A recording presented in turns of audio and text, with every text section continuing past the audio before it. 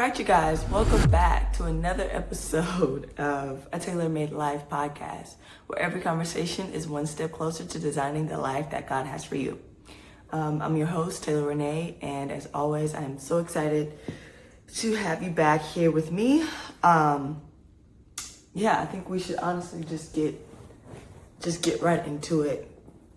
Once again, I am on a time crunch. So, I think last week, or the previous week, we talked about surrendering your heart, having a surrendered heart, even at work. Like, what does that mean? The practicalities of it, right? During the course of this past week, I have been having a lot of conversations with my friends, and I really wanted to touch on kind of this concept, this idea of like stewardship. The idea of staying where you are, right?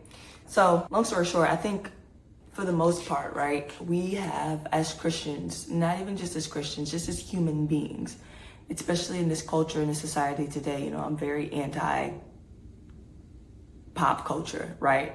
But I've noticed that we've romanticized the idea of God calling us somewhere higher. Like, we've romanticized the idea, the concept of progression, right? And so sometimes I fall victim to that as well, where I am so focused on what's next that I forget what's happening right now, right? Like, I want more, I want to do more, I want to see more, I want to travel more, I want all of these things. I want increase, right? I want more, bigger, different. And I have noticed that in the past, I never realized what I had until it was gone, right? Like, I never took the time to fully grasp and come into terms with what was happening in my life at that moment, because I was so focused on what was coming next.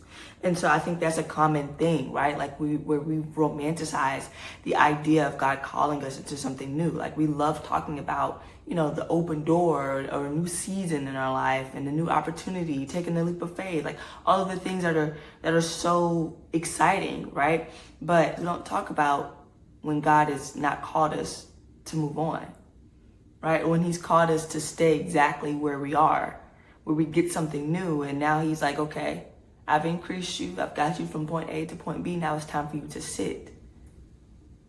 And that sitting is just not fun. Staying at the job longer, or staying committed to an assignment that you don't want to do, or staying in the season that you've honestly been praying to get out of, and God is just keeping you there. That is not fun. That's the torturous part. That feels like a punishment almost, right? Something that's been coming up in my life is that it takes just as much faith to stay than it does to actually leave, right? To stay somewhere where you don't want to stay, but God is telling you to stay, or he's giving you no option to stay, but to stay, takes just as much faith as it does when you're in a new season or a new territory, right? That is something that it doesn't make sense on the front end, but it's what happens. And so lately, I've been kind of praying, like asking God, believing in God for increase. And so because of that, I've been paying more attention to my finances. I've been more looking at my bank statements. I've been, I've always been pretty good with money, budgeting and all that stuff. But I've been paying a little bit more attention to what I've been doing. I was looking at some of my decisions. I'm looking at some of the things I spent money on. And I'm like, girl, you've been paying for an increase, right? But how well have you been stewarding the money that you're getting right now? Like, yeah, you want more responsibility. You want a different job title. You want more money. You want all of these things. But how well are you stewarding what's happening right now? And I'm not saying that I've just been going crazy, but it wasn't as good as I thought it was, right? Like, I wasn't doing as well as I may have perceived myself to be doing. And that was a tough pill to swallow, because the question kind of convicted me, because if I had to ask my own self that, then I know God has been pointing things out. It was a series of small things that I had been doing that led me to that point, right? And here I was asking God to increase me. And now it's like, okay, you want me to increase your debt? Like, how are you going to ask for increase? How are you going to ask for something? And what I've given you right now, you know? And so that kind of got me thinking, right? Because it's like, okay, so if I'm doing that here, what other areas of my life have I done that, right? What other areas of our lives are we asking for more? You know, God, give me the bigger opportunity. God, give me the promotion. Give me the platform. Give me the relationship. Get me out of this job. Take me out of this season. I want my husband. I want my wife. I want the money. I want this. More, next, bigger, different.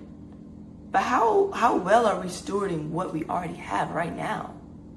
You know, like how well are we doing with what we have in this current season? You know, that job that you want to leave so badly, how well are you treating the people there? How well are you stewarding your responsibilities in that season, in that place? I don't care if it's just flipping burgers, flipping fries. How well are you flipping those burgers and fries? You know what I'm saying? How much respect are you treating people with? What's your attitude like when you go in there? What's your perspective like when you go in there? And I'm not saying that these things are the determining factors of whether or not you will enter that next season, right? But what I am saying is that God cares about the stewardship. He cares about the small things. If he did not care, he would not have given them to you, right? Because you're small, maybe somebody else is big. So you find it small, you find it mundane, you find it to be something anybody can do, but to other people, that's a big task. This is a big responsibility. And so God cares about those things, right? Like how well you're responding to difficult circumstances, to the things that you're in right now, whether big or small, will then determine how you perceive the next season. And God knows that, right? He knows us better than we know ourselves. And so he's the only one that can judge whether or not you've accomplished the task, right? We mentally kind of check out, right? When we've decided that we're ready for something new. Like when I've decided that I'm done with this season of my life, I don't even care anymore. And in college, I was the queen of that. Like once I was done with something, once I didn't want to be involved with it anymore anyways, I was like, oh, I don't care about that. I'm over that. Like, I don't care what happens next. I don't care who, what, when, or where. I'm done. I'm ready for the next thing. Life has to move on. And I kind of use that as a scapegoat, right? Like I use that to kind of cover up and to mask my poor stewardship and my decision of wanting to do the next thing. We romanticize what's next and neglect what's in front of us. All of our mamas have told us to finish what's on our plate before asking for more, right? Like eating, and you in the middle of you eating your food, you decide, yeah, I want some more, and you haven't even finished what's on your plate yet, right? It's the same thing. The same thing applies here. Before you ask for something else on your plate, we need to finish what God has already put on this one. Okay? Now, I want to caution this. I want us to be smart here, logical, right? Because I'm not saying that if you steward everything perfectly, God will just automatically give you what you want. That's not it either. Like, there's no checklist, there's no to-do list, there's no right or wrong way to please God, right? So you could do all of these steps, you could do all of these things, that God still won't move you, right? You could steward the money perfectly, you could handle the relationships well, you can pour into yourself and your family, and God still won't move you from a troubling season. Why? Because he doesn't want to. There's another pruning, there's another work that needs to be done in you, right? So I'm not saying that if you do all of these things, God will then automatically do a miracle. No, God isn't like a vending machine. I'm also not saying that every difficult season is where God wants you to stay forever. I don't believe that either, right? But I do believe that there's something to be said about God allowing us to experience the fullness of what he has, right? The pruning, the working, he wants us to reach our goals and to get the new job and the promotion and the increase in the family. He wants that just as much as we do, right? But he also understands the pruning. He understands the work. He understands the timing. He understands you better than you understand yourself. And so with all of those factors, with all of those things considered, that is where his time comes into play.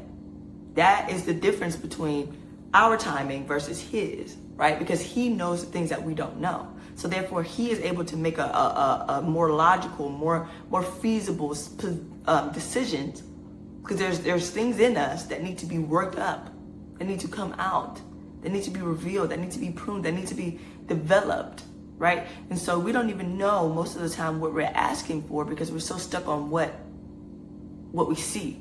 But you don't know the type of, you want a promotion, but you don't know the type of attitude you need to have that promotion. You don't know the type of time that you need to have to maintain that promotion. You don't know the fullness of what you're asking for. And so we're just asking silly willy-nilly. Meanwhile, God is saying, no, baby, you're not ready for that. You don't even know, that's a whole different beast over there. You don't even know what that is. I have this prepared for you, right? Some of you, I feel like, are going to hear this message about staying and stewarding what you have and use it as an excuse to remain comfortable. And that's not what I'm saying either, right? If God has been telling you to leave, been telling you to move, been telling you to take a leap of faith, and you're calling fear stewardship, then you're no better than anybody else, right? I'm not, the purpose of staying and stewarding isn't to remain somewhere forever. It's the experience, again, the fullness, the wholeness of what God is imparting into you into this season. There's a work that is being done. There's a character that's being developed, and again, those things take time. They take his time. He's the only one that can decide whether or not we've reached that next level. And so, yeah, I think it's an important conversation, man, because again, it's all about different, more, bigger, next, this, increase, more. When is enough going to be enough? First off. Secondly, God doesn't operate like that. We can't call ourselves believers and then believe on our own timing, believe in our own circumstances, believe in our own logic, believe only when it makes sense to us. It's not how it goes, right? And so, yeah, I think the idea of staying where you are, being content, right? Accepting where you are. Not saying that you're going to stay there forever. Not saying that you're going to be miserable and suffering and living in poverty. Like, none of that is going to be a forever thing. God doesn't operate in that way. However, God is all-knowing. He's all-encompassing, right? So there's a different level of understanding as to why he wants you to stay. There's a different appreciation for something when you have to steward it well when you do not want to. And that is the message, right? That is the thing that we have to remember. Even when we are in our workspaces and we're ready for something new, or we get in a workspace that we didn't expect and we're like, oh, this is beneath me. Oh, I'm too good for this. No. This is where you are. This is where God wants you to steward. You steward this well, right?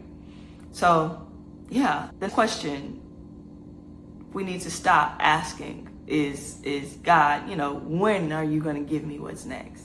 Like, don't keep asking God, when are you going to give it to me? When?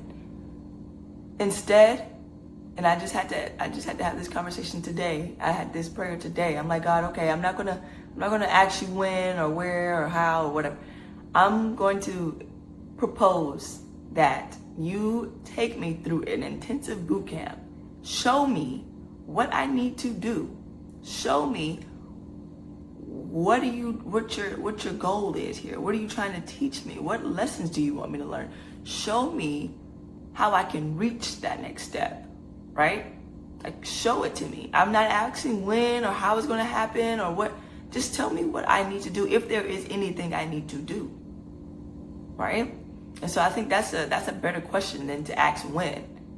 Get in cahoots with God. This is your life, right? This is your life that he is working through. Ask him, what is it that you want me to do? What is it that you want me to do? I want a new job. I want a promotion. Okay. Well, do I need to start researching the position? Do I need to start taking a class? What is it that you want me to do? And again, I'm not saying that your promotion or your next season or whatever is tied through work, because it's not really that either. But I believe in asking God to reveal things to you, asking him, what is it that you're trying to show me or teach me or do in me? Help me, help you, help me, you know? And then, like, God, can you trust me where I am right now? Is he able to trust you in the job, with the money, with the people, with the relationships that you have right now in your everyday life right now? Can he trust you? Right? And so asking those questions instead of asking the when, where, and how, and this, and the, oh God, please help. Let's shift our perspective. Let's shift our mindsets, right, toward it. Let's put a little thought toward it. A little thought, a little prayer, maybe a fast, you know, something where you're in cahoots, when you're in communication with God, clear communication with him, right? Yeah, so I think that's all I have for you guys. I mean, let's be aware that before the next season comes, you know, we want to receive everything that God has for us right here, right now, before the next one comes. Okay, so don't get distracted by what your 5-year goal plan is. Let's stay focused on what we have today, what we have tomorrow, what we have next week, right? So, yeah, that's all I have for you guys today. Yeah, I hope you guys have been enjoying this. I think soon I'm probably going to switch. We're going to start doing a series moment. So every 25 episodes is going to, you know, be a season or a series of some sort. So, yeah, I will see you guys next time. Bye.